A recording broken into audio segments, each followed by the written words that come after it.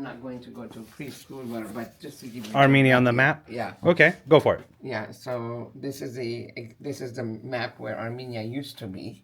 This is what Armenia used to be? Yeah. Okay, and what is Armenia now? It's this much. So this whole thing used to be Armenia, but this is Armenia now? Yeah. Why is it so much smaller now? Because of the wars. Because of the wars? Yeah, because of the wars, not current war, going back to Right. the past. I'm talking about 1,000 years ago. Of course, this used to be the plateau, and this used to be Byzantium. Mm-hmm. Armenians and Byzantium were always in conflict. Okay. Religious reasons, whether Christ was one person or two person, dual physics or monophysics, and also territorial. There was always issues of territory, who has the most. And then Right. once the church split, so the wars continued as they were fighting for territorial place, and Byzantium was also losing its power. The Mongol horde, they came in from the east and this way, and then swept, went all the way. And we know what happened in 15th century, took over, end of Constantinople, and everything changed. So you were under the yoke of, under the Ottoman, that the name came eventually, Osman the Great, Ottoman. And our Armenians lived under the yoke of Ottoman for 500 years. And then eventually, 1918, this is what they wanted to have originally, but unfortunately it didn't. They ended up this much after the Versailles Treaty. Because the country Armenia, how many people? The country's fairly small, huh? About 3-4 million people? Yeah, now maybe less than that. Really? Yeah, because of the communist regime after the Exodus, and then new government. And after the communist regime, it was difficult the country to get its, like European countries, established themselves. Well, yeah, because you're starting all over. And then what happened because of the World War I, the Turkey wanted pan-Turkism from here all the way to Singapore or to the east. Wow. They wanted pan-Turkism, Turkey for Turks only. Okay. No more minorities. The minorities were the Armenians, the Assyrians, the Jews, and the Greeks. But the Armenians were, when they exchanged the Greeks in mid 1800s, mid 870s, a lot of Greeks from here, because it used to be a Greek colony. And they... This used to be a part of the Greek colony? Yeah. Oh, I didn't know that. All the way, because most of the names were. And then eventually, of course, when the Romans came, things changed. Romans came, and then Byzantium came. Of course, Romans changed to become Byzantium, was Christianity, adopted Christianity. So there's constantly, you have to remember, you're coming from the east, you're coming to the west, you have to go through here. You're stopping on Armenia before you can go to Europe. That's the connection. This is Europe, this is Asia, and this is the Bosphorus that separates them. Wow. So it's a lot of... I didn't realize Armenia used to be that big. Yeah, it was. Unfortunately, when the Mongol horde they came in, the princes from here, they decided they came all the way to this Mediterranean section, and they created a whole new kingdom. And then that opened the door to the west, because as the Crusaders were coming to save Jerusalem, they created Armenian kingdom here, and so they were already in rapport with European countries. Oh, I see. But unfortunately, what happened, the Turkish Mongol expansion here, the Arabs from the Moors from Egypt coming this way, the Arab invasion, so they were trapped. And eventually by 1371, we lost the last Armenian king, and then we got into the yoke. By 13, this is Konya was the capital of the Seljuks, the Mongols that mixed with the Persians, came all the way here by 14th century, and then we lost the kingdom, and then they went all the way to Bursa. They made their second capital here. By mid-16th century, already they were creating a whole new capital in Constantinople. Wow. So do most Armenians speak multiple languages? Yes. What language? Because I know some Armenians speak... First of all, the people who lived here, they had to speak Turkish. Okay. That was the tongue. They were forced because religiously they were forced to. And and after the genocide, because when the pan-Turkism started, they wanted to remove the Armenians from their homelands. It completely uprooted them, and then with many excuses, there are many underlying issues, and then eventually they brought the European, because Turkey went all the way to Vienna, Suleiman the Great. Vienna, until Vienna they lost the war. So the Balkan, Yugoslavia was under the Turkish, the Balkan countries. So the Turks who were Turkified, the people for 300, 400 years, they were having issues. So they wanted to bring them back here and then get rid of the Armenians and then repossess everything and then continue. But they didn't realize maybe the religion is the same, Islamic, but the culture is not the same. Yeah. Because if you go to East, you can be Pakistani Muslim, you could be Singaporean Muslim, and Sure. the culture is different. Right. It can be Indian. I don't know if there's Indian Muslims. I've never come across, but it doesn't matter. There is actually, yeah. And there has to be. But it's very there's different. Catholic, there's Orthodox, of every nationality. And it's, every country has its own beauty. But they didn't realize the culture wasn't the same. Their way of culture did not mix with that culture there. If you go now as an Islam, let's say, I'm taking Islam not for any reason, just an example. Sample. So if you go in Singapore, they're religious. Of course, the Quran is the same no matter what. The language, they have to read the Turkish Quran and the chanting, all that. But the culture is the influence of that country, the Singaporean or Pakistani or whatever it is. No, that makes sense. Well, just like Christianity, right? Yeah, of course. You can have... Or like the Jews. Yeah, the Jews is not the culture, it's the religion that keeps them. They can be from anywhere in the world. True. And then the religion that connects them together. That makes sense. Wow, I didn't realize it was so big. After the genocide, every Armenian was dispersed everywhere. Most of them went to the Syrian, right by the Mediterranean. Some ended up in Europe, some ended up in China, in Japan, in Romania, in European countries. There were 135,000 orphans because the parents were gone. So that's when in 1918, the Nearest Relief Organization through the Red Cross of the United States was organized with 28 countries to help take care of the orphans.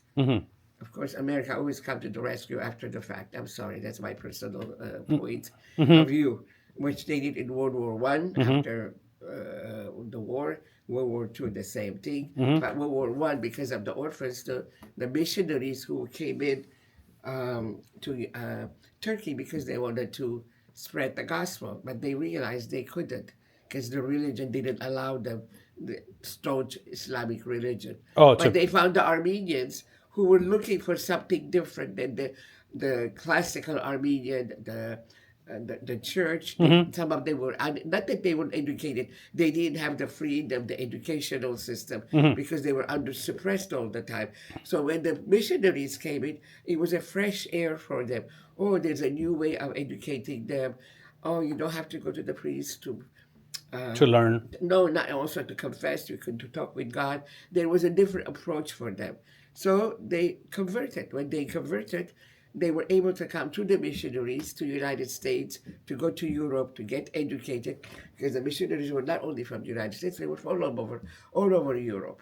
So once they went outside Turkey, they realized, wait a minute, we have freedom. Well, we're not going to tolerate. We're constantly taxed, imposed, raped the women. All kinds of things were happening when you are under supremacy. Sure. So they decided the best thing to do is to revolt. In 1908, I'm confusing with my date. Was it 08 or 10? I don't remember exactly. Early 1900s. They confiscated the Bank of Ottoman, hoping that they're going to bring the attention of Europeans that we need help. But unfortunately, that angered the Sultan more. And then he created the largest massacre of 30,000 or more in Adana. This is the most prosperous place, cotton industry. And then that was 1909. And then in 1910, they abolished the Ottoman period. And then they had the Young Turks. They wanted Turkey for a new generation. Armenians participated, everybody, because they were hoping something new for all of us. And there were a lot of Armenians who were in the ministry. Unfortunately, World War One came upon, and that became their advantage. First, they took the men out. They said, "Oh, we need you to fight," and then who was left? The feeble, the elderly, and the women. And unfortunately, they were deported into the desert. So you don't have to kill them. You don't have to embish them. Starvation will get them. And that's how the Armenian genocide happened. And then, because there were a lot of Germans who were siding with the Turkey at the time, because Turkey wanted also expansion, colonialism. So after the war, those soldiers who went back to Germany, they realized they lost everything, especially most of their property. But then what happened, this part was all Greek, the Pontic Greek. This is the Black Sea area.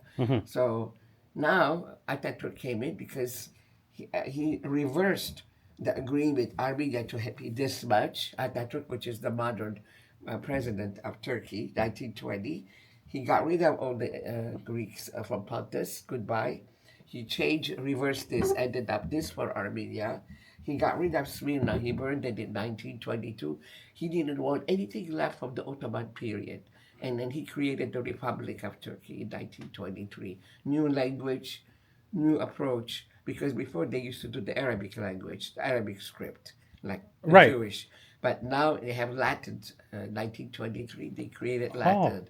And who created? An Armenian teacher. Interesting. Created the language for them. And then they became a republic after Turkey. That's why wherever you go, you see the statue. But nowadays, the politics have changed. They're going back to the old ways. Really? That's my perception. Interesting. So that became the model. If Atatürk was able to reverse all of this and get their country back, so the Germans said, okay, then we can get ready. That's how Hitler started. Because he said, who remembers the Armenian genocide? So what I do to the Jews, nobody will know. He forgot that we're in the Second World War already.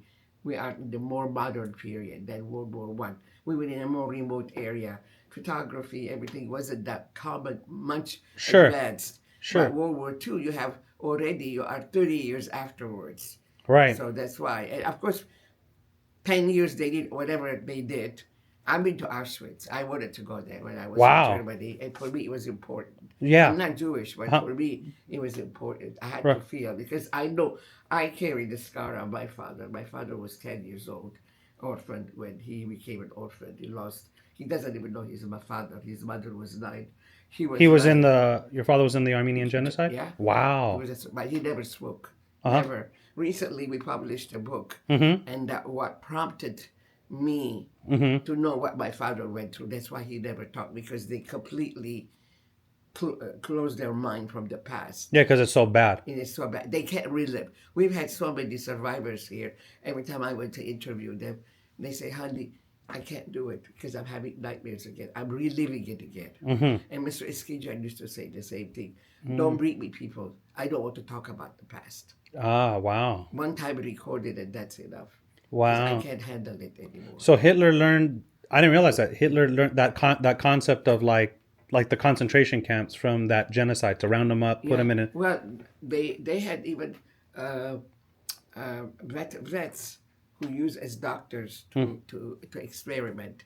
But of course, the scale wasn't as big as what Hitler did. But it's he took it and just magnified it. And then I'll show you on the genocide alcove. Wow. How the idea of the putting the I can't even repeat the words to say it. I'm sorry. No problem. When they crematories. Oh, crematories. Yeah. And that the concept, because what they used to do remember, they come from a Altaic. Their way of life is different, and their methods of punishing or it's war for them. It's for us. We want the land. We're going to take over. They even destroyed the Crusaders. There was a movie, if you remember, years ago. It was what was it called, by Orlando Bloom? It's exactly what yes. I know what you're talking about. It's exactly right here. It's happening. Oh, this is where they came in, and one of the queen that was, she was the queen of Jerusalem. She was from here. Really? Yeah. That was Wow. a subtitle in a story, and they made that movie. It's a very beautiful movie. Yeah, I know. And I got another good movie I highly recommend. It's called America, America by Elia Kazan. America, America by Elia Kazan. Yeah, America, America is the title of the movie. You could go on Netflix, maybe you could see it. What's it about? It's about a Greek guy from here. He decides actually from Caesarea, it's should be here. From here, he decides he wants to go to America. And the journey begins from here all the way to come here to the Black Sea. From the Black Sea, go to take the big ship and to go to pass to Constantinople, to go to France or to England to come to United States, because you need the ocean ships to come here. Or you can come down here. From here you go to Constantinople, whichever is the shortcut. But to come from here to here, you have to work your way up to get there, because it's quite a distance from here to San Francisco, let's say. Yeah. To take it, let's assume. But Sure. you have to have money. Yeah. So along the way you could be robbed, and all the family gives her all the jewelry. He gets robbed. Eventually he makes it here, and from here he makes it to America. Wow. But it's a life of a Greek guy. Elia Kazan is the movie producer. It's his uncle. And but you can see the same story with Armenia. William Saria's family came the same way. And then you can see also talking about Armenian genocide, what was happening in there. Unfortunately, Elia Kazan, it was at a time in the 1950s, McCarthyism, where communism and all that. I don't know what his perception was, so he wasn't well liked. So that's why his movie, but he was an excellent producer. Okay. And there's another movie I recommend. It's a little bit graphic. It's called The Cut. The Cat? Cut. Oh, It's Cut. UT, The Cut. It was by a Turkish producer. In Turkey, he produced it. And it shows a period where men were being deported. And what happens to him, and then how he survives. Unfortunately, he didn't get too much publicity? because there was Turkish government has Sure. Control. thank you, and money to stop it. Yeah. So I'm sorry if I went too much. No. I like history. That was very educational. And then I'll give you some sites you could go, Yeah. and then you could do whatever you're going. You know, to do. I like this history. I don't know anything about it. It's like I know a little bit about Armenian culture, but You have to remember, you're in a time of history. You are no matter where you come, east or west, you have to go through here. And it's an area of always been conquering. Remember, Byzantium wanted to expand. French wanted to expand. England wants colonialism. This is what's happening today. yeah, everybody wants their share. Yeah, their share. Makes sense. Okay, look at what happened to India, and look what happened to Yeah. China or Indonesia, all those countries, the Dutch, and look at Africa, all the colonialism. Yeah. That was the period that created. But the genocide, for no reason. Armenians were well-to-do. They've been there for 4,000 years. We were completely uprooted from our lands. Huh. Who's the one who really sparked that whole genocide? Was there a It main? was a group of men, intellectuals. It was called, they were very much into pan-Turkism. Turkey for Turkey only. So basically, like And one the race. person who was the head of that group, they were from Greece, Saloniki. That's where they were organized originally. And when this exchange, see what's happened, Turkey, Ottoman period, owed all the way up to Vienna, part of Europe, and more northern part of Asia, Egypt, Middle East, and a part of, on the corner of Iran, Iraq. They were under Ottoman. Jerusalem was under them. But then gradually, they started losing. Like the Romans, the more you expand, you lose control. Yeah, you can only be so you're big. coming this way. Well, so they lost Greece. So when they lost Greece, they did exchanges. Okay, Greeks from Turkey has to go to Greece, and then the Turks from Greece to have to come back. But the exchange of the money wasn't strong enough because most of the people, the one in Greece, the Turks, were in tobacco business. So when you're in tobacco business, you're well-to-do. The exchange money did not substantiate them because they lost their income. So they were already political group there. I don't know much about it. But when they came in, they said, you know what, we have to create our own Turkey now that we're losing land. But then what sparked the most was the cotton industry with 30,000, because when the Armenians went and they saw there's French Revolution, American Revolution, and we can fight, and that created a spark in the Sultan's mind. Wait a minute, now Balkan is my hands, Vienna is my feet, but Turkey is my stomach. Armenians are sitting in my stomach. You touch my stomach, my bag, I'm going to explode you. And that's what he did. Oh. You are in my tummy already. There's no other way for me to explain Yeah, this. I understand what you're saying. I'm sorry, I'm being very No. childish. No, I understand the concept. Basically, you're in the center. I need to get you out of here.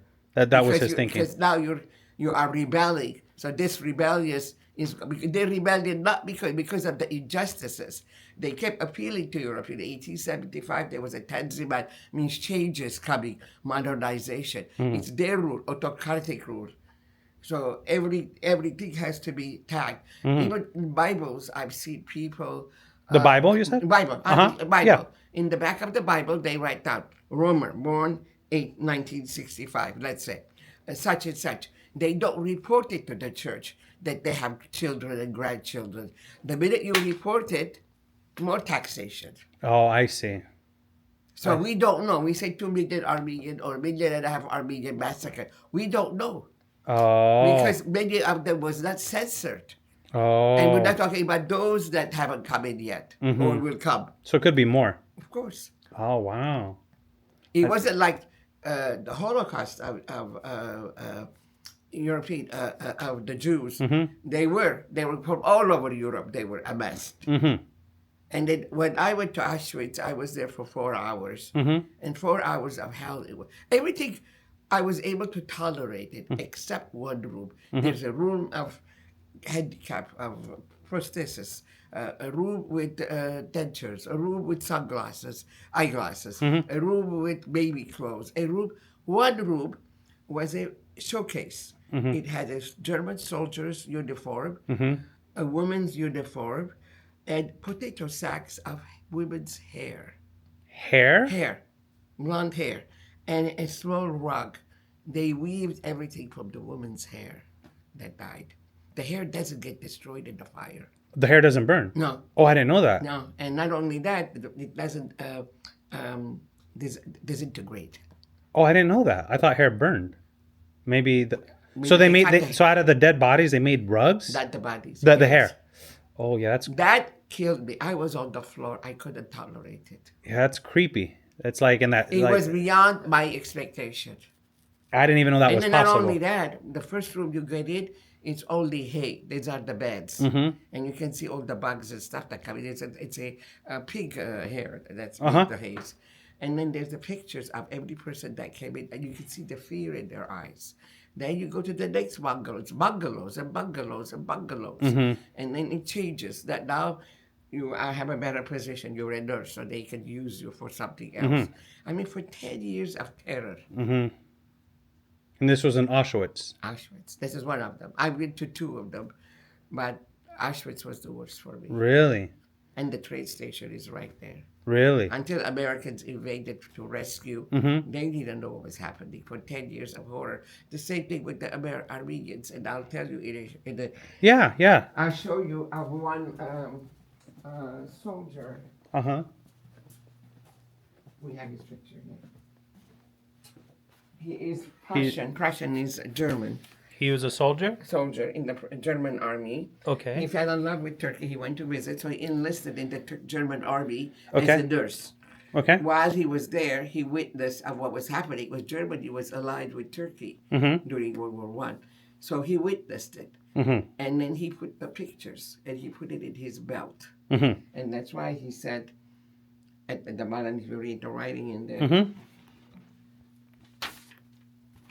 and it says, it says, I took many photographs on my last days there before he was sent to the Chloria ward, as his clandestine male roots were discovered and then recalled to Germany. I had been told that the Syrian butcher has forbidden the taking of photographs in the refugees camps, pain of death. So I kept these images of terror and accusation tied under my belt. I'm aware of the doing I'm committing an act of high treason. Yet at the same time, the awareness of having contributed in a small way to helping these poor folks fills me with a greater joy than that caused by any other action. His Wow. ashes are in Armenia, the genocide. I'll call it Armenia. This guy, but he wasn't Armenian. No, he's not. He's German. He's German. German Jew. He's a German Jew. Wow. And he saw two Holocausts, Armenian and the genocide, and the Holocaust. Wow. He was exiled by Hitler because he was writing against Hitler. He went to Italy, and there's an island with their.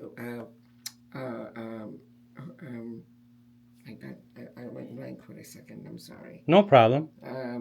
His ashes went in that island, and then the rest of his ashes went to Armenia. He went into seclusion because all his life he had post-traumatic syndrome.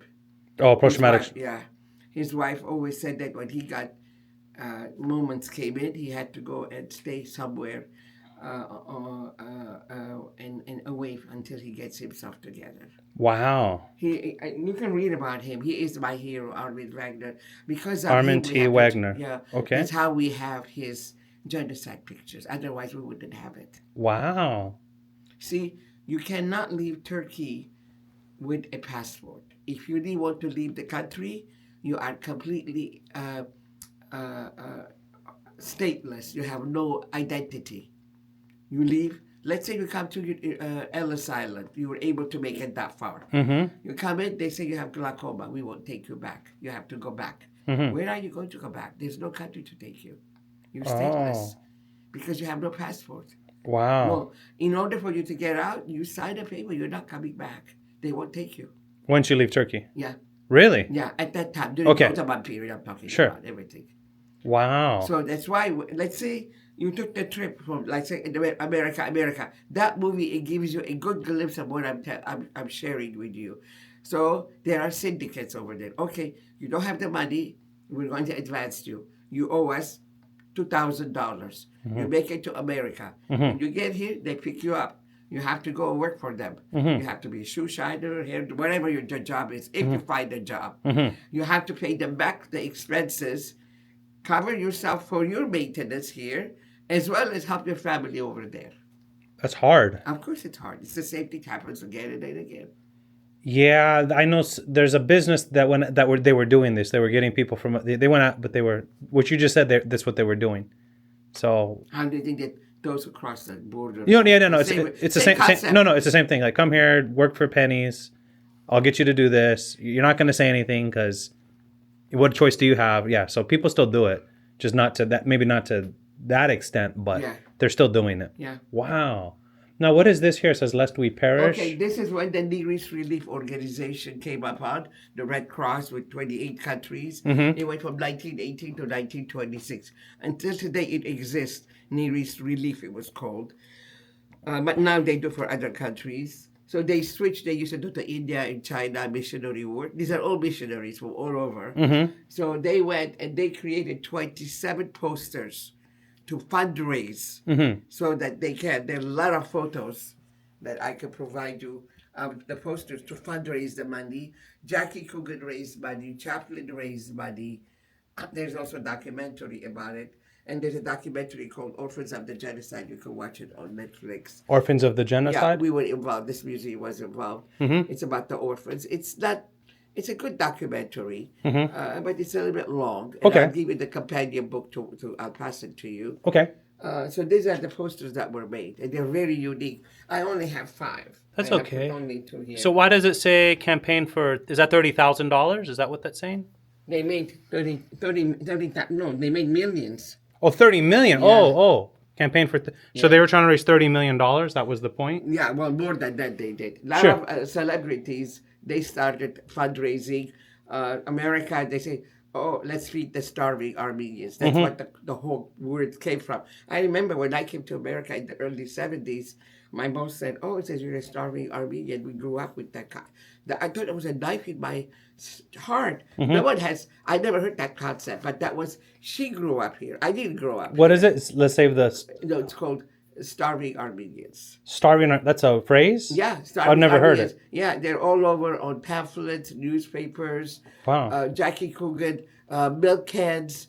So if we can save money for the Armenians, you eat, it's what's called the golden rule. You eat less meals, but you save the money so you can give it to the orphans. Okay. 135,000 orphans. Wow, that many. Yeah, and they all assembled Mm-hmm. and were taken to Greece because Turkey, when the republic was created, didn't want any Armenians there. So they were taken to Greece, and from Greece, some went to Romania, some went to Canada, some, I told you, they went all over. Some went to Lebanon, and then the orphan boys were encouraged to marry eventually orphan girls because they had to learn a trade, because when the orphanages are full, the boys are left out, the girls are kept because of various reasons. Sure. So, and I remember, I'm from Lebanon, when I was growing up, they say, she found somebody in the orphanage. They always encourage the boys to marry the girl. That's why they had a lot of male brides that came in. Armenian Americans who had come in the 80s and the 70s, 1870s, 90s, and or earlier, before this genocide, and they get in touch with their family because the Relief also create a ledger, not a ledger, but a guide telling them in each orphanage who the orphans were and what village, so that the families in here, if they're looking for their loved ones, they can connect it. I see. And then if you were an orphan between 1918 to 1926, whether you had one pair of the parents or both gone, you were considered an orphan.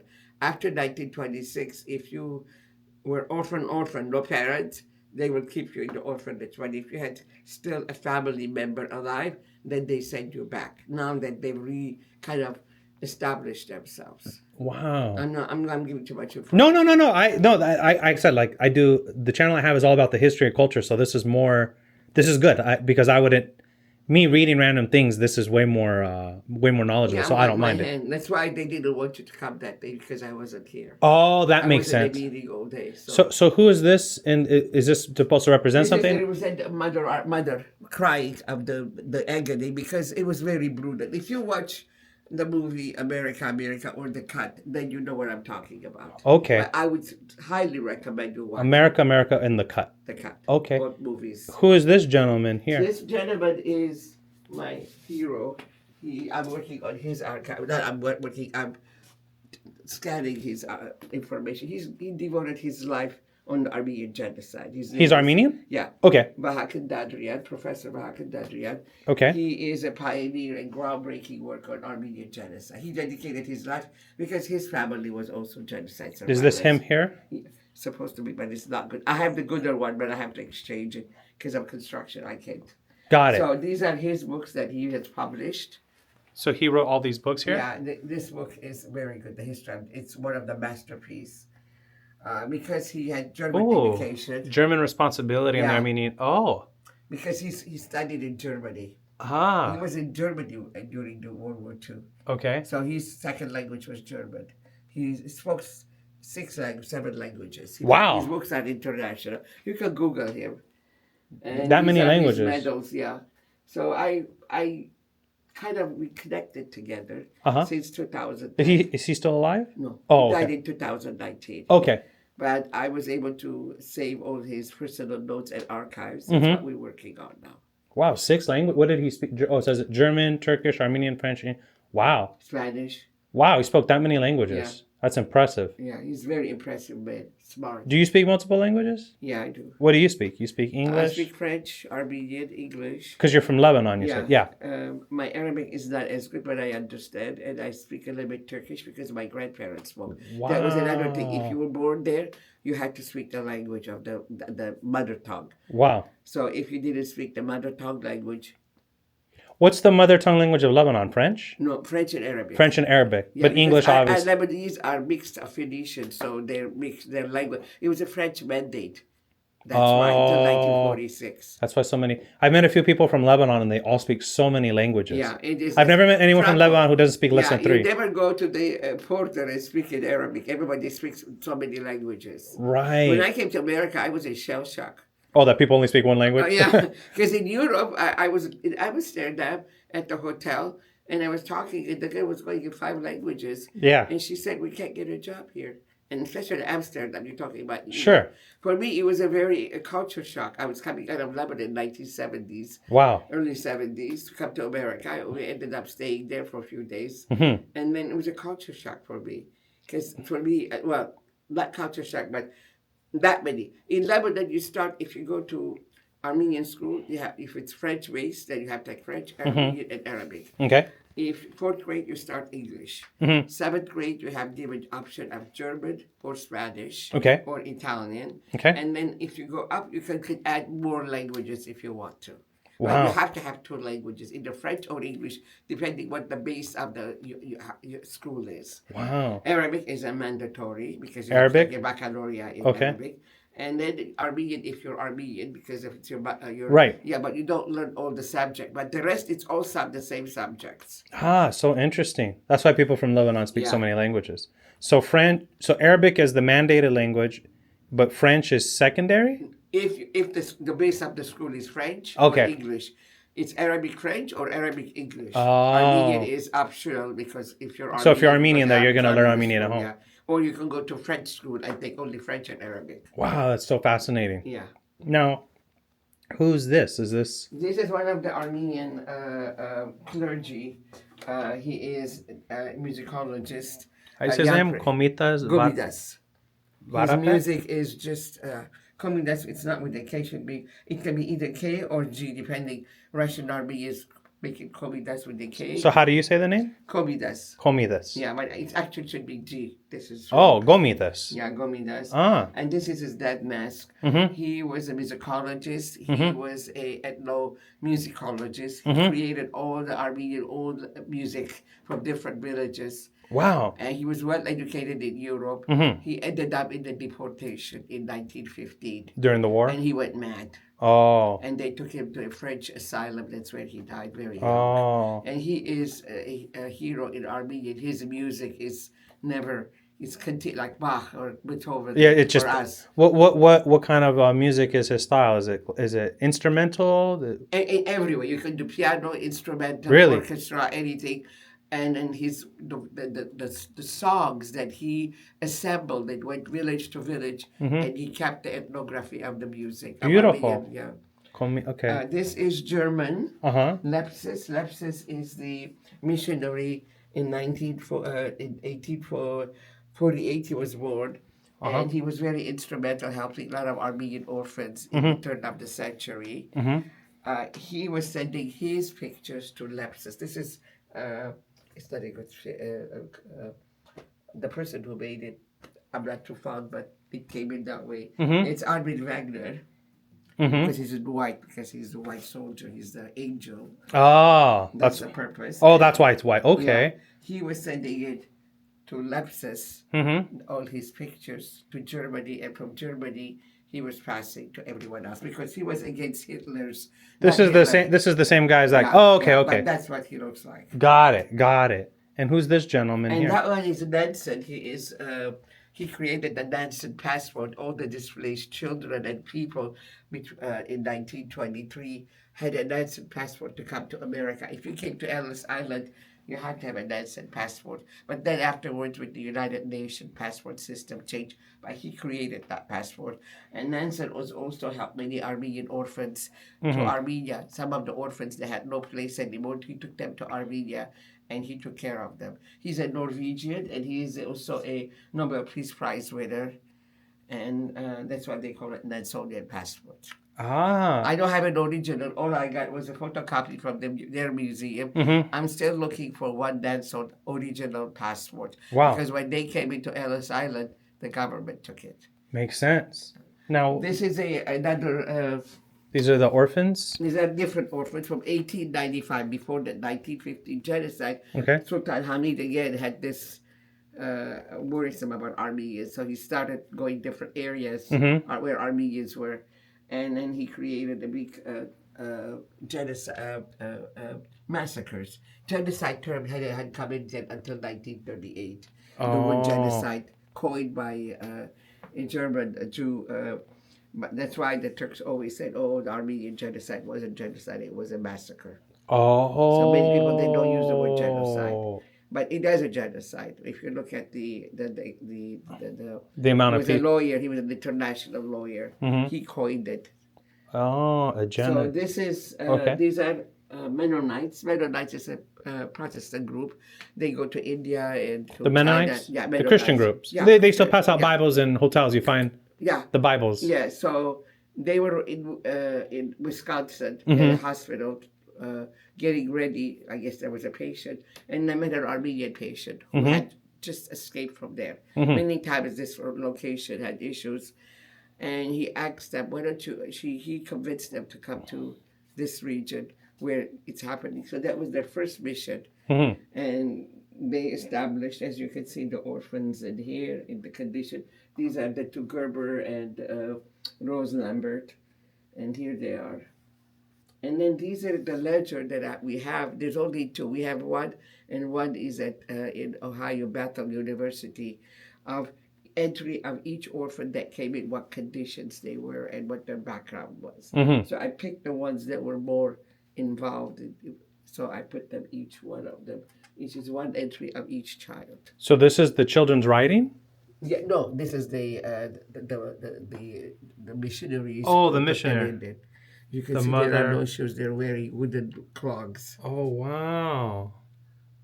And if you can see, this is how they come in, and this is how they end up. She's the missionary woman who gave her life for those children, and she was exiled in 1915, and that's how we have this all this information. The dress she brought with her. So this is this dress here. Yeah. And then these are the two rugs. This is the rug that was made for her by the orphans. It's made of goat hair. Goat hair. Yeah, Okay. and that other one is also, it's 1901, which we have it right here. I'll show it to you. Oh, this rug is this one? No, not that one. It's here. It's here. Ah, that's the rug. So I notice kind of too with so Armenians are big into rugs, yes? Well, because they were very much into weaving. Okay. And then there's a difference between Armenian rug and a Persian rug. I was going to ask because I know Persians are known I'm for not the rugs. expert on it. We have people that we consult with. Armenians have the double stitch, that stitch, the weave. A double weave? Yeah, and then the Persian has one weave. Okay. Now this is a Persian rug. This is Persian. Yeah. Okay. This is not Persian. This is made by orphans, by the way. This is made by orphans. But the design is Persian. Design's Persian, made by Armenian Always orphans. has a medallion. Uh-huh. What do you see if you look at this? What do you see in the rug, the design? What do you see? There's a lot of leopards or lions. I'm not sure. There's some kind of a cat. Flowers. Okay. Persian, they have one major holiday, March 20, first day of Nuruz, first day of New Year, spring. So they do their New Year in spring. That's right. Interesting. March 20th. Always Nuruz is March 20th. Huh. It's a big holiday in the United States, too, in Los Angeles, too. Really? All the Persian, and the special festivities. Oh, I didn't know That's that. why, if you look at old Achaemenid Persian, the statues, you can see them offering coming to the Shah or the king. This is what it is. It's the Nuruz. It's the New Year. Ah. So this represents paradise, flowers, beauty, animals. So this is what it's representing it. But then it has a mixture of everything. And right in the middle is the star. It's the star of the wise men to go to Christ. You see how it connects it? Oh, interesting. The design is Persian because the person who designed it for the young girls to weave put this design. But there's always a hidden message. Ah. And they put like, this is a animals, a tree of life. Okay. And these supposed to be leopards, but they don't look like leopards because in Lebanon there's a lot of leopards. And then you see birds, paradise of birds. I will show you. And there's, no, I'm not even able to see it. There's birds in here? Yeah, there are birds in here. Okay, I see the leopards. I see the trees. Oh, I see the birds. These are supposed to be the birds here? Yeah. These little things? Okay. And then also other thing I'm not able to here it is. Here it is. There's a bird. Okay. They look like doves. Yeah. Well, that says peace. Yeah, doves, peace from the Bible. Okay. Very interesting. So now I have one. Yeah. I have to show you. This just came. I have to have somebody come and help me. This is called Mother Armenia. Mother Armenia. Mother Armenia. I can hold it. Sorry. It's okay. I can help. Mother Hold. Armenia, he is rising out of the ashes. The statue that is outside the gate. Oh. I'll show it to you. So this is the east, and this is the east, this is the west. It's written in Arabic, in Persian. But the weaver is done in Persia. Okay. In the back is in Armenian, the writing. Oh, let me see. Okay, I can help. Hold. Here. Oh, so that's Armenian. Yeah. But on the other... Hidden. At the front is in Persian. Interesting. So the back is in Armenian, but the front is in Persian. That's so. There's a lot of Armenian Persians too, huh? Yes. The mixture of Armenian because of Persian. the civil war in Lebanon, the civil war in Iran after 1970s, a lot of people migrated. So there's a lot, and this is the dress here that we just saw. Yes. So the orphan girls made this, or this is what they wore. This is an orphan girl. I call it patches of hope, Patches. meaning that she took from her loved ones who passed away and put it. If you see, it's stitched on top, not underneath. If it's underneath, it's mending, but this is patches on top. Wow, that's fascinating. So when people pass, they would just take a piece out. So and then these So are different fascinating. Armenian rugs, Okay, and these are called dragon stones. Dragonstone. Dragon stones. I'm saying because Armenians used to have 3,000 years ago. They worshipped dragons, not the dragons like in China, but they look like a bull. It's like a phallic size, like the Romans used to worship. And on top it has a bull's head, and they call dragons. And they used to worship them. They were in the water, and then they stand up. It's worship because it brings rain. Fertility. Rain. So like ancient deities. Yeah, deities, that's right. Oh. So all the rugs have a sunburst of dragons. Oh, that's interesting. I've never heard that before. Yeah. I wonder where they got that. Published a book about dragons in Armenia because they found them. Some of them are fish, size of a large fish like a whale, and some of them are phallic with the bull head, the bull fish. Yeah. It's kind of like how the Egyptian, like half. This is an orphan rug. Okay. Made by the same time. This is 1927, after World War, after in fact, he started it, Lepsa started it with another German Kuzler, where the girls were, at a young age, they had to be educated at home because they can't, like the schools were for boys only, and they wanted that much education encouraged or allowed. So all the education is at home. First, they learn to read the Bible, Christian. Armenians are the first nation to be Christian in 301 AD, before the Romans. So Bible played a major role for them. So the girls had to learn to read and write at home. The boys, if the local church had a small school that they could go, if not, and also if the young girls between the age of 12 to 14, they have to be married off right away. Otherwise, they were considered spinster. Another reason is because they don't want a non-Christian person to marry. Because if they see your daughter and they want it, you can't say no. You'll be completely gone. Oh, but if you're married, you're protected. You're protected. Makes sense. Yeah, so they marry off at a young age to somebody 30, 25, whatever the parents decide. Really? Yeah. Wow. At a young age. So that's why when you see a jewelry or the costumes that they wear, it's very small. They're very young. Plus, they didn't eat the way we eat today because the food wasn't as abundant. Of course, meat, they raised their animals. They were more agricultural. So more it was wheat stuff, more like what we eat in the morning for breakfast, I forget now. Like cereal, milk. that kind Most of people stuff, eat that kind of stuff. Yeah. My God, I forgot the words. I'm sorry. My mind were different. That's okay. Pop-Tart. Porridge. Oh, porridge. Okay. So. Very fascinating. This is an orphan that was made for the teacher who was exiled. This teacher here? Yeah. She brought that dress and this rug. She brought it with her. This lady? Yeah, and then she went back after 1918 and she continued in Lebanon and in Syria, taking care of the after post-genocide. So she was exiled. Yeah, well, exile meaning either you go into deportation with the Armenians or you go back to America. Okay. And that's what she did. She came back, Mm-hmm. and what some state, there were over 400 missionaries who were killed. Wow. Yeah, For helping they the Armenians. decided, over a billion and a half, we say, but it could be more than that. Wow. Wow. This is another Armenian rug. Interesting. These are tea leaves. So I didn't realize the Armenian culture had their own rug style. I mean, we normally associate rugs with Persia. This is from 1893. 1893. Right This there. rug is from 1893? Right there it says. Wow. So this thing is, what is that? 170 something years old? Yeah. Wow. This is something from the past. That's amazing that it's lasted this long. Well preserved. Right. But still, it's Yeah. 175 years old. That's fascinating. Okay. This is eternity, means a wheel of eternity. The eternity, like the eternity symbol? Yeah. Okay. Armenians use it a lot because we have it in our archaeological. Right. Wow. So then there's a copper collection. And Yeah. This is what they used for daily life, but not for the household. Most of those have writings on it. See, writings on it.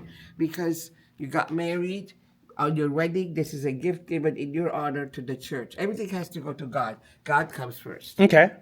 So, but then later on, people started using their household items with prayers on it, so that their food will be blessed. That makes and sense. They became part. And then you have to remember that these had to be sealed, otherwise it's poisonous. Mm. I remember when I was a kid, my mom had certain pots and pans for jams that she used to use, and then the sealer comes. There were certain times of the month comes in, everybody takes all their copper for them to seal inside, so it's not dangerous, poisonous, and preserves it. Makes sense. Yeah, these are lunch boxes. This is a lunchbox. Yeah, and each lunchbox is one region. Each lunchbox is what? Region. Okay. So you are from Bakersfield, you are from Glendale, you're from Burbank. So you have your different provinces, I should say. Not really. These are lunchboxes too. These two are for we went to go to the public bath. Remember that in Turkey they didn't have the hygiene that we have at that time. You had to create your own, or you go to the bath, the bath that. I'm assuming something it came from the east that affected the Romans used the bath, and then for in Turkey. There are designated days for women, designated days for Christians, and designated days for the natives, for the Islam. So the women and men have to be separated. Right. And then men have to go certain days they're allowed. And the women they went, but mostly they went because they found a bride for you, and they want to see she does the right curvature for the family men. expression. Oh, I see. All of that plays a role for them. So they went as an outing. They took all their pots and pans and their food. They have a corner that they came. They have a scrubber. And then there were special shoes they wear there. So it was like an outing for them, and having good songs and stuff. And I don't know. I'm just... Yeah, no, it's fascinating. And what is here? This is just silverware? Silverware, cooking. This is called hammam tas. Hammam is a bath. Tas means the water that you take it to pour on you from the pail. Okay. My grandmother lived in here, but she went in the tub with a bucket with that because she didn't like the shower head. Fascinating. And what is this here? What is this piece? That is for the church during communion. I don't know if you're Catholic church, if you're familiar with Catholic. Yes, I know. Yeah, yes. yeah. Okay, so that's the example I can bring. Okay. The priest has to wash his hands before he starts communion. Okay. And that's what it is. And it has blessings on it. Has a Bible verse on there? Yeah. Always. Okay. That makes sense. Okay. Who are these people here? They are the donors of this collection. Oh, really? Their children donated, so they wanted in honor of their parents. So these people's children donated. Donated. Wow. The son collected most everything. Really? And then these are all looted items from churches. After Armenians were deported, everything was looted, taken over. Right. And now we have to purchase our own stuff. Wow, that's wild, huh? But that's how it is. That's these life. are church related. Okay, all candles. Have writings on it, candle holders. And just let me pick your brain. Sure. You know what that is? 73 and 65. Can you guess what it is? 73 and 65? Yeah, they're the same. All three of them are the same. What can it be? If I guess, they look like mezuzahs. What's mezuzah? I don't know. It's not a mezuzah then. No, I don't know. The mezuzah, in Jewish culture, you ever seen on the doors, they put that little, Oh, yeah, yeah. usually has a psalm scripture Yeah, to bless your home. Yeah. They look very similar because of the shape, but This is for the scribe. okay, The tip, to open it, you put your feather or your pen, okay. and then the other box is the ink. Oh, the ink to write. And it's called kalam Oh, in that is, Persian. And then they put it in their belt. So let's say that your father, you have come to America, and your family doesn't read and write or doesn't have the means. sure. So the scribe comes, they know designated days, comes to the village and reads your letters and writes your letters. He puts it in his belt Wow. and has Armenian writings on it. So that was for them to write with. Yeah. That is fascinating. Yeah. These are seals. And the one in gold is to measure weight of gold. Which one? That one is... 73? No, in front of 73. Oh, yeah. I don't know. There should be a number because we all have numbers. And the silver one is to measure the coin and weight. If the coin is heavy, that means it's fake. Really? Yeah. I'll show you now fake and real. Oh, I didn't know that. Okay. So... Fascinating collection. Wow. Yeah, these are different things. Just different pots and things. Yeah. And they all have writings, each one of them. Yeah, I notice everything here has kind of inscriptions. You know, this is made in, the others they're all copper. This 3 pieces, they were made by Armenians in Persia. The quality is different and much better. Really? And it's so odd that I had a scholar from Armenia who went from Syria after the Syrian war, civil war a couple of years ago. So he was here and we were talking and he said, I collected a lot, but I didn't bring any with me. I left them behind. He said, I had a Turkish gentleman who used to bring and sell to us in Syria. And one of them, it stayed with me for a few months. And I couldn't come up with the money. So he said, I returned it back to him. And he said it had a gazelles, small deers on the picture. Interesting. When I showed him this one, he started screaming. This was a piece. Oh, that was the one. And that guy said to him, when he asked him months later what happened to the plate that I really wanted to buy, he said somebody bought it. And he thought that he was trying to preserve, to stay with an Armenian. It was an Armenian work. Okay, makes sense. And he was shocked to see that it came here. As he was talking, and right away I brought him to him. I said, well, we have one in here. And this is a wine goblet, not goblet, but bowl, so that they take with a server to put it in a cup. Makes sense. Okay. And then this is another thing for something else. This I just bought it recently. Okay. Somebody brought it. Sometimes people have it in their house, and the parents were collectors, and the kids are not into. The new generation doesn't care. Unfortunately. Yeah, it's unfortunate. Yeah. This is silver. This is not copper. The writing is right here. This is silver. Yeah, silver. Wow, pure silver. This came from a missionary. They donated to us because it was handed to them as safekeeping. And then 3 generations down, and the lady in her 80s, she said, I would like to donate to the church, to your museum. So that's, again, the spout. You see, it's a snake.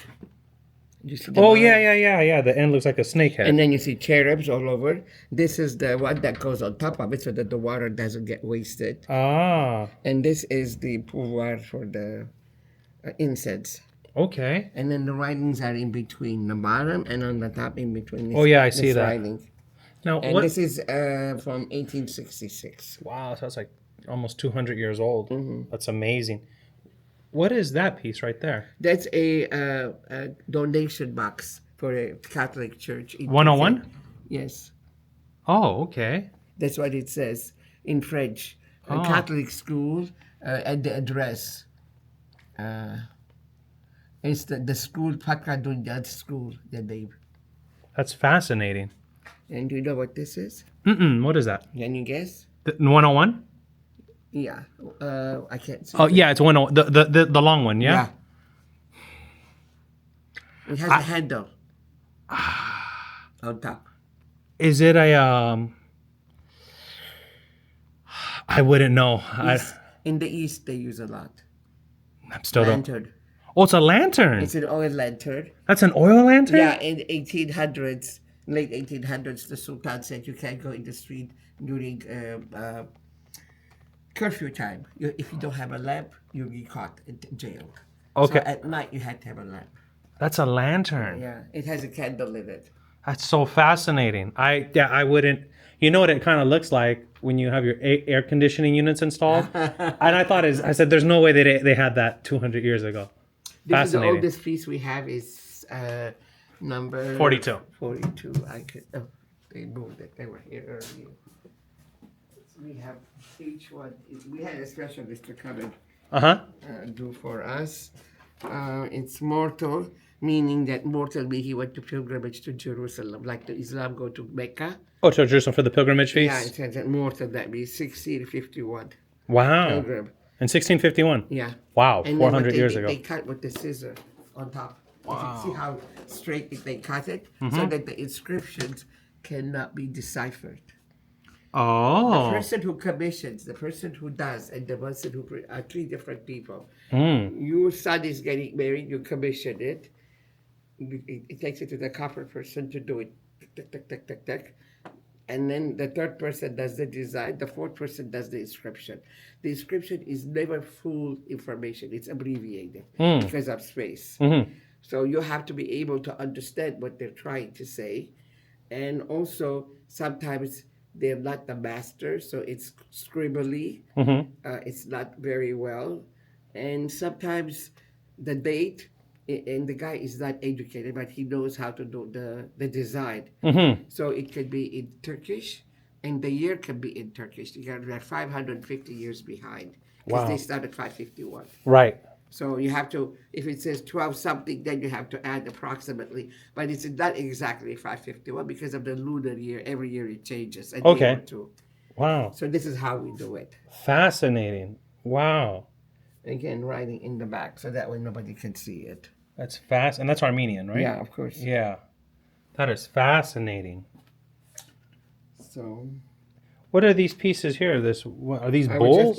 these are lions. Oh, they're lions. They're supposed to be over 3,000 years old, but they are not because we know that this was replicated. Okay. And then on top of it comes a plate to put some candy dishes. Oh. The plate never came to us. Okay. So when I saw the holes, I figured it out, something that connected all three together. And you put the plate on top. Makes sense. So you have to kind of figure it out because these are pieces stolen. Right. So it's not like you get paperwork with it. This is a coffee grinder. This? Yeah. The big one? Yeah. You open the middle. Okay. And then the top, you put the beans. And then you grind it. And then you open the belly, it's the powder. And then I'll show you how they roast it. I have the roast. Oh, I would love to see that. Beautiful. Wow, what a beautiful collection.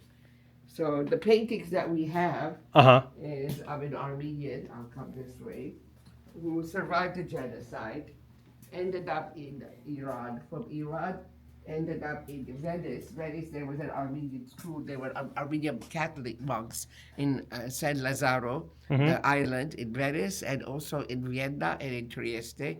They had schools for Armenian boys. During not the genocide, during the invasion, Iran in 1600, Shah Abbas, the well-known Shah, known as Armenian merchants, very rich merchants. So he moved them from the north to the south, created his own city, and he saw that these are prosperous people. So those merchants went all the way from India to China, to Jakarta, to all the eastern part. And then from there, they went to Europe as well. And then they became merchants, European merchants. So they brought the east, the west, the north, and east together. So what was I heading? I lost my train of thought. Oh, we were talking about the... So they were in India, in Iran, and from Iran. So those merchants were well-to-do, so they decided they wanted to become patrons for Armenian children to get educated. Remember, under Iran, it's Muslim, still different. Yes. But it's more modern, more tolerable than Turkey. Okay. I don't know if you've ever watched Lawrence of Arabia. Yes. Okay, so that gives you a good glimpse when he says when the Arabs and the Turks are fighting. They both are Muslim. That's what I was trying to say. The cultural difference. Yeah, they fight for cultural things. Yeah. Interesting. So this is him. This is his self-portrait. You know who he looks like? Who? Johnny Depp. Johnny Depp and Clark Gable. Yeah, at first I was like, when I first came in, I saw it. I thought, Yeah, not why is a that- picture of Johnny Depp in Yeah. here? I was so confused. Okay. Yeah, we published his book. Okay. After he died, his wife wanted his paintings to come to a museum, and there's only 3 museums in the United States. We are the smallest one. They are the largest one. For Boston and an Armenian Detroit, museum? Yeah, Boston and Detroit. You're the only one in Los Angeles, California? Yeah, Wow. so far. Okay. There's going to be another one in Glendale, but it's still going on. It's Colorado Okay. and brand. Okay. But I think they're more contemporary. They're going to be Got it. more ethnographic, but it's still in the building. Still the building, and they're designing of what they're going to do. Okay. So I accepted it without realizing of how much work I had to put because there were conditions. So we published the book, and these are the paintings. Okay. They are he's very eclectic man, and he's very avant-garde. Some of them were not appropriate, so we had to Yeah. put them away. Yeah. Makes sense. I could We imagine. have some itty-bitty people come in, and Yeah. this is his wife, who's American, but she gave this Asian look. Okay. He had a lot of exchange students, Okay. so this is his wife. I will put them together. What else I could say? He did a lot of dancers, semi life drawings, that portraits. Okay. And then here comes our nitty-gritty. This is antiquities. Go back 3,000 years before Christ. These are deities. These are Oh, that's from Mesopotamia. I Yeah. recognize some of these. Yeah, so that's Ishtar. Yeah. But the Isis and the Yeah. like the Virgin Mary of our current. Who Oh. always gives birth but never stays virtuous. Yeah. Oh, that's so. It's funny. So yeah, I recognize that's the Ishtar. That's actually where you get the word Easter from. Yeah. Easter and Ishtar. Yeah. It's the That's why same. the egg starts from there, from that part. It's from ancient Babylon, Yeah, it is. Mesopotamia. Yeah, and it's from in the Old Testament too. These are like wow. decorative things that you put on the amphoras or the, and these are cartouches. We had an archaeologist who came from Armenia and spent a month here with my daughter to help us rearrange it. Unfortunately, after he left, he had an accident. He said. We never got the actual documentation. Really? These are jewelry. This is a Persian god. Mr. Eskijian exchanged with collectors. Oh, I have a cross. I'll take your antiquity. I have this. I want this. This is how he got it. You trade. So he traded. That one, the top used to be that color black, and it's sealed. This is the oldest item. It's 5,000 years old. It's an oil lamp. Really? Yeah, and you could see how glazed it was, even at that time, how advanced they were. And these are cartouches that you put it around your neck. It's a seal because you're doing a trade on wheat or barley or whatever it is. Wow. So this is a seal. This is, of course, we made it. Wow. And then this has holes in the neck, and you put it around your neck, and that's your seal. That is And these are little seals too. fascinating. And these are, some of them are rituals, the oil lamps and Oil pipes. lamps. Wow, That's Etruscan, that part. that is This fascinating. is Egyptian. That is Chinese for wine goblet. That's Phoenician. I got that one from a collector. Wow. And that big piece, Egypt, is from Luxor to Tutankhamun's. Mr. Eskijian, 1966, was in Luxor, and he bought a big Bible, carved it, and put this inside, and then put the rest of the Bible on top, and he went through the customs. You can imagine now going through customs with anything. Wow, that is These fascinating. are arrowheads. You can see we have arrowheads from American arrowheads. Yeah. They're much different. They are more advanced, those. You can see how smooth and sharp they are. Yeah, like that white one's very sharp. Yeah. Wow. Yeah. And these are Armenian. This is the only Armenian we have. The Armenians of that period, they were warriors. They had breasts, shields, and cuffs, and helmets, and swords. Never reached me because they're quite expensive, and they're very far, and few collectors have it. So these are Armenian? These are Armenian. This only. Oh, That's all we have. got it. These are just Mesopotamian. Wow. jewelry. You can see how small they are, but because they are Is this so an fine. original piece? Yeah, No. they're all original. Wow, so these are very old. Yeah, this is what happened. One of the archbishop used to be in Syrian desert, Uh-huh. and as they were excavating, Uh-huh. so those Bedouins, Wow. they're not making their day by excavation. They're Right. looting, Right, and right, then right. selling. Yeah. So those priests are collectors. Yeah. So he exchanged with Mr. Eskijan for a couple of crosses that he had with these items. Oh. Wow, these are ancient pieces. Wow. Yeah, this is Mr. Eskijan's World War II uniform. He's right there with the tag on the wall. Okay. This is World War One. Rubliad is over there. This is World War One. These are all originals. Wow, so this is old. It's like going in history. Yeah, That's fascinating. yeah. And these are Mr. Eskijan's collection. He collected. This is his helmet. This goes inside there. Okay. This is German for the bunkers, and this is Prussian. Wow. The like Armin Regneries. So this is Armenian. Yeah, Eskijan. He was in World War II. He was a sergeant under Patton's army. General Patton. Yeah, yeah. And Everyone he knows. said because he was an architect, Mhm. they used him, and he had his own driver. Because as they were rescuing countries, he would go first with his driver, make the schematic of to where they're going to establish their headquarters. So he said, I had a lot of free time, so I collected whatever I wanted. Now, what type of helmet is that one right there? The Prussian, one with. Prussian, Bismarck. Wow, that's a Prussia very. is like Teutonic. They took German took over them. They took over. They were. They were just from the Teutonic yeah, people? Yeah, by 1800, they were already part of Germany. Oh Very my. staunch generals. Yeah. This is World War One. This is a resident who brought this. Was his father's. The way he brought it, we kept it that way. Wow. They used to wrap around, and that's his father in the picture. Wow. And this is World War One bomb. That is fascinating. And this one is books for soldiers in World War II to read books by an Armenian. Of course, he was a Soroyan. He was a well-known Pulitzer writer.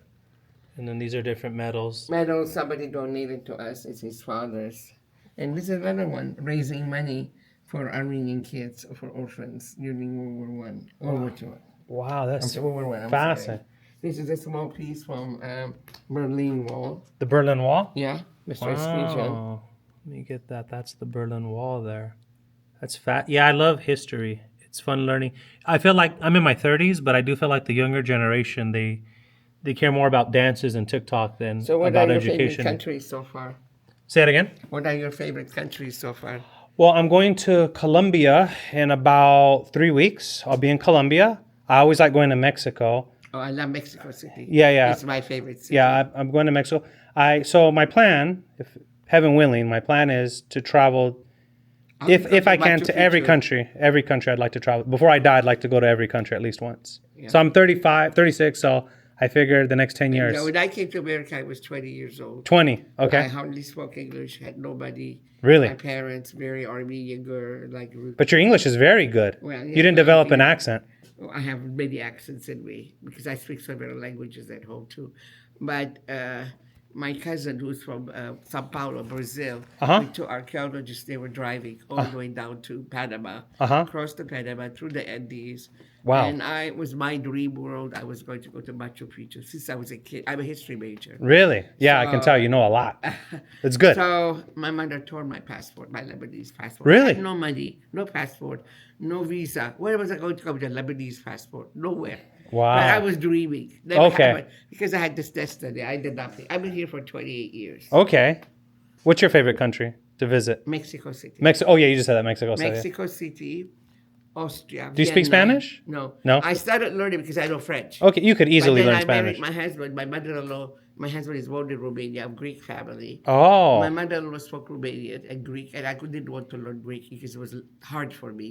So I learned Romanian because it's very close to French. You speak It's like Romanian? Spanish, yeah. Wow. It's very close to Spanish. Okay. I said to my husband, I can't do Spanish and Romanian and French. I'm mixing the languages, Latin language. Oh, yeah. So I stopped. Otherwise, I wanted to learn Spanish. But I love to go to Mexico City again. It's my favorite city. Really? I love it there. When I go there, they get mad at me because I don't speak Spanish. I look very Latino. Ah, okay. Whoa, they get mad. Oh, okay.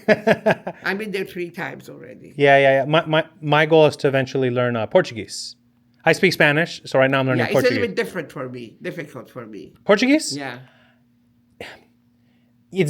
I could talk to a person. My Spanish is like 70%. I could talk to a person in Portuguese, and we'll understand about 30 to 40% of what each other's saying in each other's language. So I figure, okay, if I can understand this much, mixed in it besides? I know it's an offshoot. it's almost like a combination of Spanish and French. It's really strange. It's almost like Spanish and French is one language. Like in Spanish, you could say todo bien, meaning all is well. But they'll say todo bien. So you can hear it. It's like todo bien. So it almost sounds. You speak French, right? Yeah. How do you say like everything's Tout va good? bien. Okay, yeah. See, you can hear. Yeah. You can hear the similarities. Yeah. What a I've fascinating. never been to Portugal. I've never been to Portugal. I love to go there. I've been to Spain because, of course, Granada, I never got in because by the time we got there, we were late to our appointment, so they wouldn't take you in. You know, they're so strict. Sure. And we drove like crazy. But my heart went to Seville. Wow. I love Seville. Seville is, see, I come from Middle East. So Arab world is my culture. Right. Your upbringing, yeah. Whenever you're born, that's what you crave to go to. That's fools you. You know, that's so true. Whenever I travel, I start missing California because of the culture, the way, the diversity. I start missing it. I go other places. I'm like, So what's in your ethnic background? Me, so my mother's Mexican, and then my father is black or African American descent. So I'm black and Mexican. Yeah. So you have two cultures in you. Two cultures. You are ingrained. Yeah. That's what makes it beautiful. What I like about Mexico City, of course, the minute you go to the cathedral, it's already sinking because you have to step down to get into the church. Right. It's done. But then when I came out, I got inside. There's 16 altars. One, there's a quinceañera, there's a wedding, there's a christening, all simultaneously. But the minute you walk out, there's the Incas dancing. There's something else going on there. The culture, 300 years, is all around that church. Yeah, it's still mixed around. Oh God, it's just I have a passion for history. I live only with history. It's a disease that doesn't go away from me. No, I think it's a cool thing because a lot of people I realize don't. Younger people, when I say younger, I'm talking about people in their 20s. They're very culturally illiterate, especially of their own cultures. Like they don't seem to literally. What brought you to be this way? Your parents? No, so one thing I noticed was when I would travel, or even just to go out, when I would meet people, I'd often, like for example, I met a girl from El Salvador recently. We were just talking. I was at an event, and I asked her, about her culture, and then she was telling me cool things like we have the most volcanoes here, and so just things that are fascinating to me. So I started realizing I like learning about cultures, I like learning about languages, and I like learning about the foods of different people. Like I went to an Ethiopian spiciest food. Yeah, and then they have their coffee is their so strong. Is close to ours. Our alphabet and their alphabet really is very close. Ethiopian. Yeah. Really? Yeah, and they're one of the earliest Christian nation. Yeah. The oldest Bible there. Where? Ethiopia? Ethiopia, yeah. Really? That's where the Ten Commandments was taken. Interesting.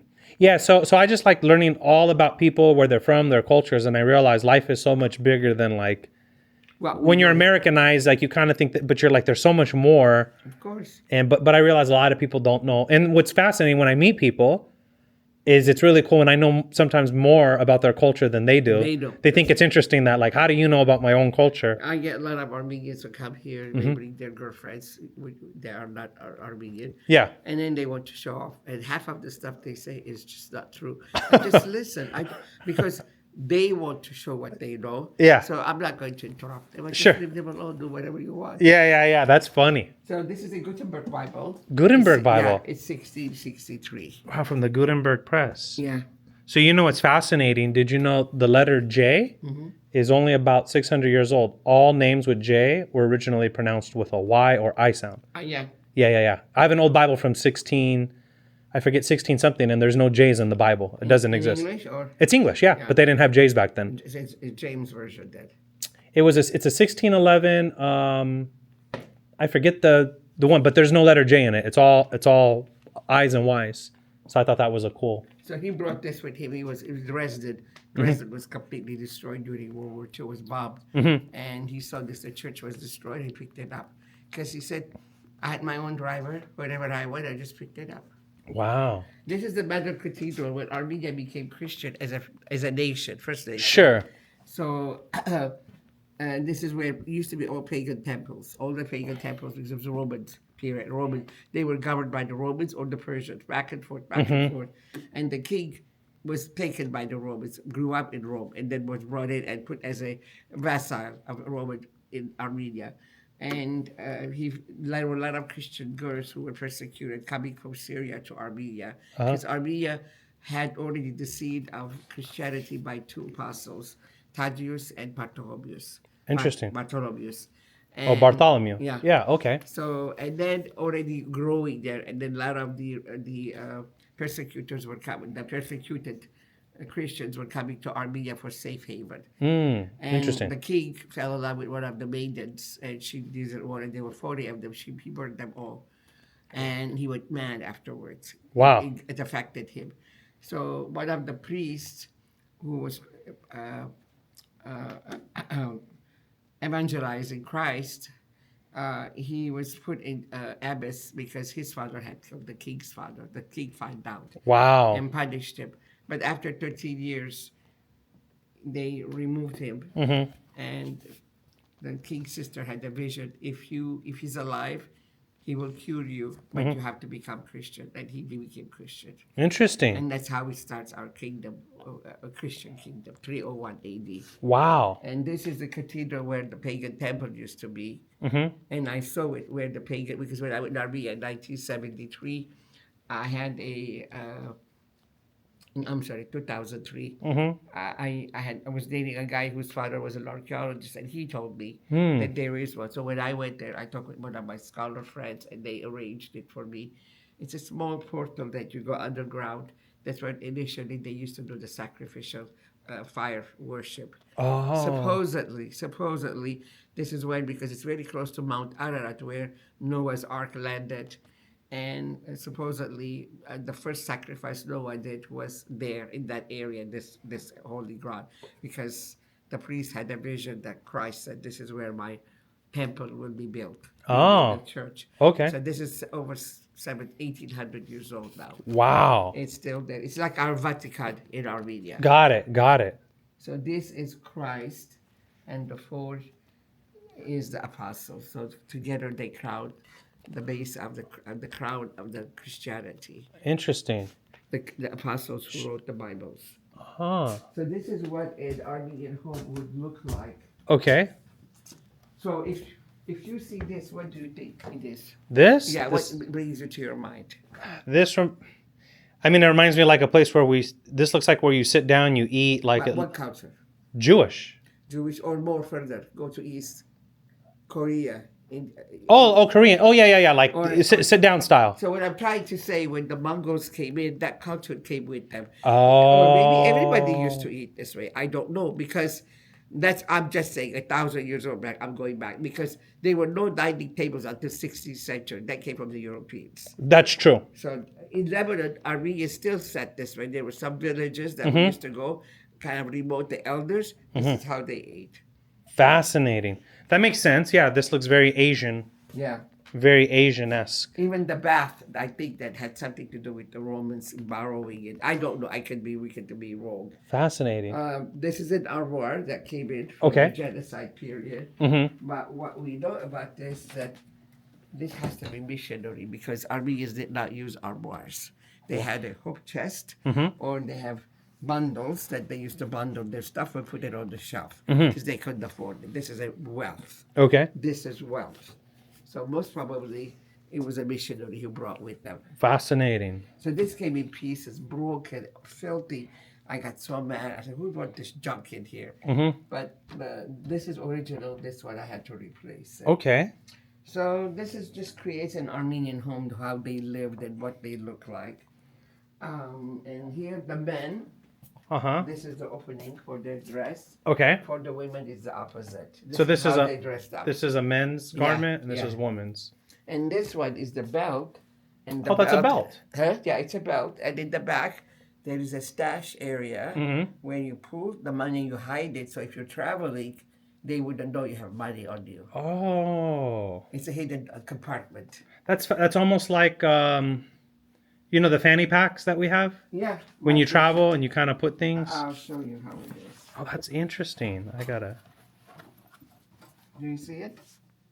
You pull it. Oh, where is it? Oh, it's here.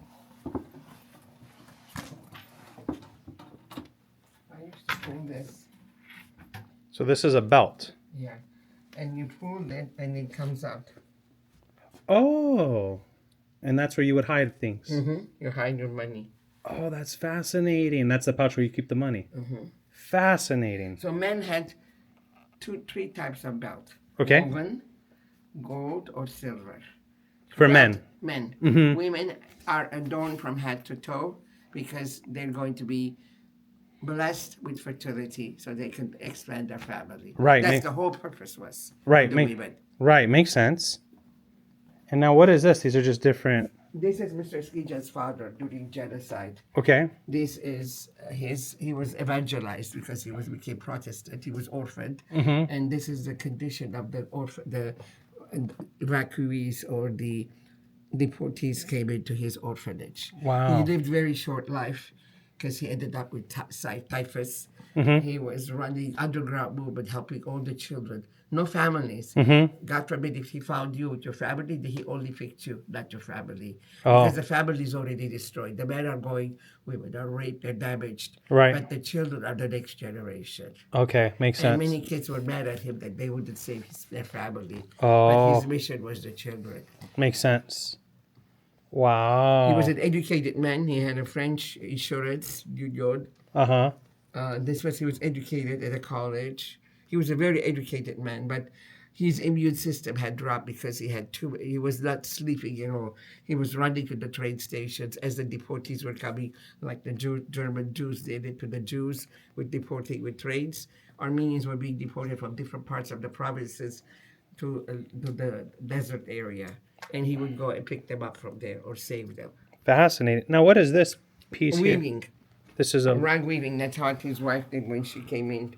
She taught weaving, and that's how she made her living. Oh, they made the weaving on this machine here? But this is a sample Oh, I see. to teach weaving. Fascinating. And then that's the ship that they came in, the ocean liners. That's his wedding.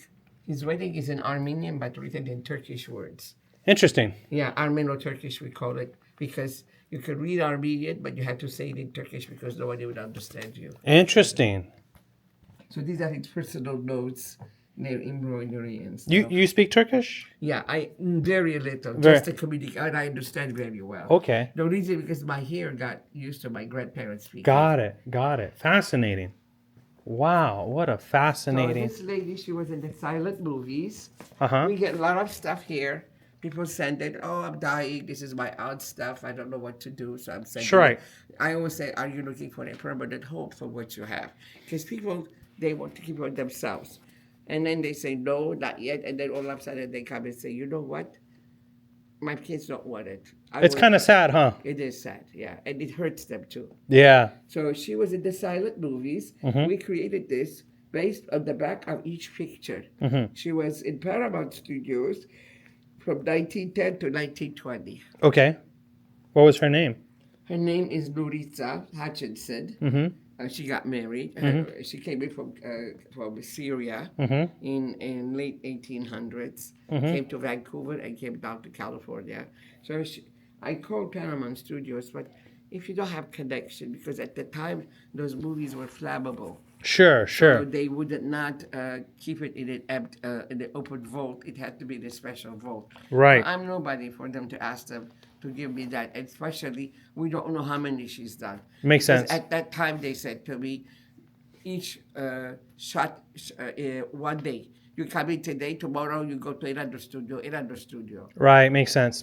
So, Now, what are these instruments over here? Armenian instruments. Armenian This instruments. is an Armenian war. This is a symbolic painting. I had it made for me. The original shows a war between Persians and the Armenians. Wow. In 5th century against to convert to fire worship, to Zoroastrianism? Zoroastrianism.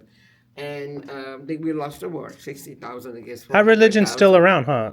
Oh, yeah. Yeah. In India, That's the one they have of the Iran. little wings, huh? That's right. And there is a place on In LA, there's a temple or something, There huh? is one on Moscow or Satikoi here in the valley center. I've always wanted to go, but then I'm the kind of person I get so curious that I get carried away. Oh, So I resisted myself. okay, Because okay. at one time I was into 100 different things because of history. Yeah. So each person is one hero of an Armenian war. Wow. Are put in here, but as part of the war. But actually, it's it's symbolic meaning that they survived or representation. Interesting. Yeah. So that you have this piece made. Yeah. Wow. And this was a replica of a. This was an original made in Armenia. Got it. I had it made, one replica made for me. Got it. Now, this one is called the mandil, the handkerchief. In Urfa, it means it's somewhere in middle of Turkey. There was a king. We don't know if he's Armenian or Syrian. We don't know. And Armenians say Armenian, Syrians say Syrian. They're Christian. So this is in 30 A.D. we're talking about. He has leprosy, and he sends a message to Christ. If you're truly Christ, come and cure me. But Christ doesn't make it. But Thaddeus, the disciple, when Christ was going to Golgotha, to the mountain with the crucifix, one of the, not soldiers, but a slave came in and wiped his face because he was bleeding, and his face came on the mandil, on the handkerchief. So they took that handkerchief, they call it mandil. Mandil is a Persian word, means handkerchief. And they took it to the king and put it on his face, and he was cured. Wow. So it was one of the miracles they talk about it. Ah. So this is the indication of Christ. That's how, remember, everything has to go to Christ. Okay. Connects it. And this is the Armenian Catholicos. And he's being crowned as a saint because the person who got martyred in 5th century, he fought for Christianity. That means he became a saint. Everything is symbolic. Interesting. Very fascinating. This is Mount Ararat, the Armenian crest. That's how to identify Ararat. That's where it comes from. Mount Ararat, where Noah's Ark landed. Yeah, Mount Ararat. And this is in Syria, an Armenian king of kings, created his palace. That's what this is. What is. And this is, you talk about instruments. Wings. Wings. This is Armenian church. This is 3-story. They don't know how to rebuild it again. Again, Mount Ararat and small Ararat. And these are Armenian symbols. And these are eagle. Eagle aside is of one of the apostles, as well as in Armenian kingdoms. Interesting. Now, what are these called? These are called oud. Oud? Oud, and it's Persian. Okay. But it's 6,000 years old. And most probably it integrated into Armenian music somewhere in the 15th century. Are these harps? This is a harp this is not 3,000. I had model made for students to know. Okay. And this is about ranging about 2,000 years old. This is how they did it. Is this Mesopotamian? No. No? This is very close to Mesopotamia. Yeah, because that symbol right there, the guy with the wing, there's something called the Nimrod. Yeah, this is Khaldi. It's from, Khaldi, God Khaldi. Oh. These are proto-Armenians who believed in deities. Yeah. So there's an ancient deity called the Nimrod. Yeah, Nimrod. Mount Nimrod. Yeah. Actually, he comes from the Bible in Genesis, but his ancient symbol looks very similar to that. That's why I thought, I had this done so that the kids can have an idea.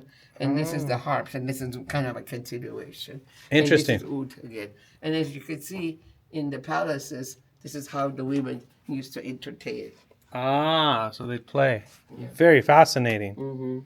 This looks like a little violin. Arabic oud, and that's an Armenian oud. There's two different. Arabic is a little bit bigger. That's Armenian, and this is Arabic. Yeah.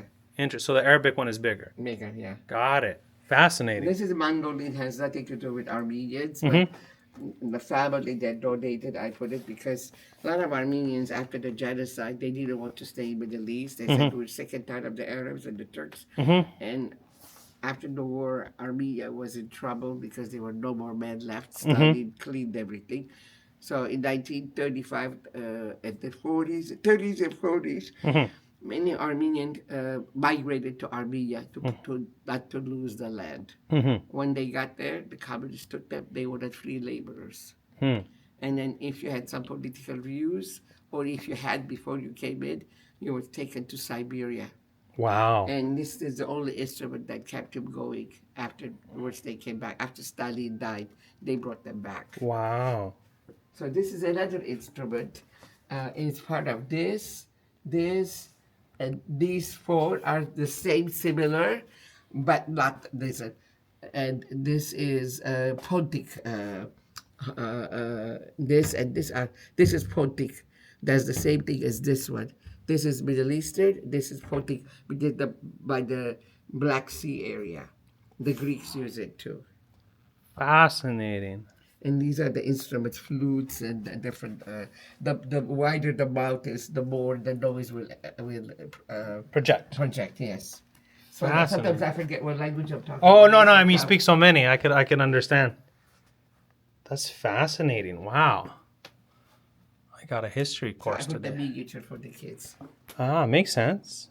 And this The is a Armenian rifle. God, again with the eternal side, which is us. We see it in all our Armenian churches, 10th, 11th century.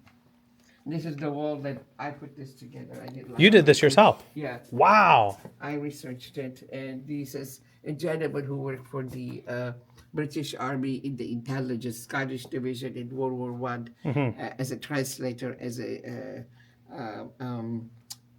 intelligence, because he speaks Turkish and Armenian and English, Right. and he saved many orphan children. Wow. This gentleman, he came in as a orphan to Worcester, and then he was working in the prison, making wires for the prison metal wires, and he knew how to work wires. So then he decided to get educated. He went to Harvard. He got his high school there. Then he became a dentist. And in World War I, 1917, he was taken as an apprentice dentist. When he got there, he noticed that all the jaws were damaged, was mutilated, and some of the generals' English, he reconstructed their jaw because he knows how to work with wires. Wow. It's called The Miracle Man of Western Front. There's a book about him, and there's a lot of information online.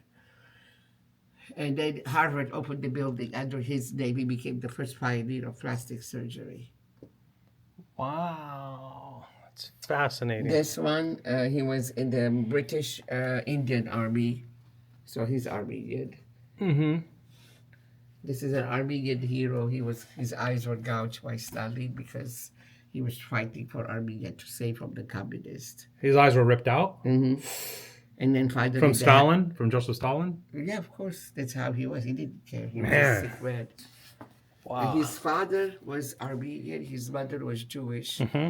But his mother was working in a factory, and he was the owner's son. I guess she got pregnant, and he wouldn't take care of her. And so he had hatred against Armenians. He did everything against Armenians. Stalin. Yeah. Well, Until he was killed by his own people. Yeah. At the end. The first Armenian came in 1616.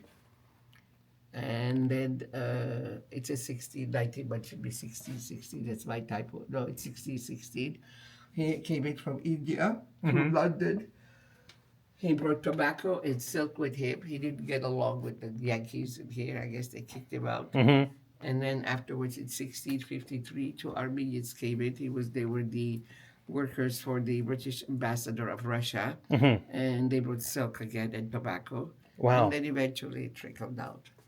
Wow. This is Mr. Iskijan in World War. This is more World War I and World War II. Desert Storm, Afghanistan. These are Armenians who Yeah, modern. and he helped there's a submarine from sinking. This is World War II prisoner. This one, the entire crew, we just got this one, was completely annihilated. He was one of them. That is in Spanish-American War. People don't know about that. 1898 is Hearst, Cuba. And he participated. The one he's sitting is Armenian, so he became a nationalized citizen. After he came back from the war, they didn't say, no, you are not Anglo. You are the same as African American or Spanish or any other culture because of our coloring. So they sent him back. Really? He can't go anywhere. He's from Istanbul, so he ended up in Egypt. Wow. After years, he came back again after serving in the war. Wow, that's crazy. And then in 1927, many Armenians would refuse to become a citizen because of the same concept, which nothing changes. So he went all the way to the Supreme Court. It's called Cartosian case. And the Supreme Court said if we rule out that you're not considered as white, every Armenian has to move out of the United States, out to exile. He Wow. won the case. Wow. Wow. This is a kamikaze sword, and that's the gentleman who has a Second World War II uniform. He was fighting and he shot down. This was the from plane. Japan. Yeah. Yeah.